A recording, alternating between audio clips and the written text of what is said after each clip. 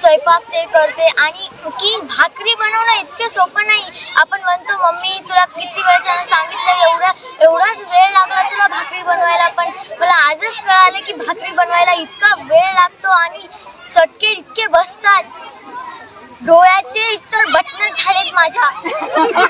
अरे संसार संसार जसा तवा चुल्यावर, आधी हाताला चटके तेव्हा मिळते भाकर. नांदेड शहरालगतच्या दाभड इथल्या इंग्रजी शाळेत विद्यार्थ्यांसाठी अभिनव स्पर्धा घेण्यात आली. ऑक्सफर्ड इंग्रजी शाळेने चुलीवरची भाजी भाकरी ही स्पर्धा घेतली. यात 50हून अधिक विद्यार्थी सहभागी झाले होते.